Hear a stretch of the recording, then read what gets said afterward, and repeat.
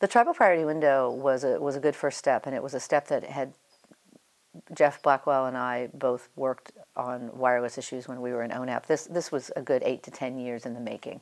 So it was a good first step. There had never been, for spectrum anyway, for wireless spectrum, there had never been a mechanism whereby tribes didn't have to pay for the license. Back in 2010, 2011, the FCC adopted a notice of proposed rulemaking on tribal access to spectrum. And there was a range of recommendations from, developing best practices to use it or lose it. So if a provider had a spectrum license and they weren't using it, we'll take it away. It was very controversial. Obviously, the providers commented back and said, how dare you? We have the license. You can't just take it away. Which is true. You can't just yank it away, but there are obligations to having a license, a spectrum license. Nothing ever happened with that rulemaking.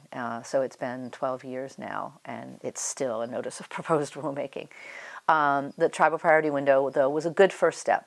2.5 is good. It's good spectrum. It's not what we call the beachfront property, that some of the Verizons and AT&Ts of the world covet.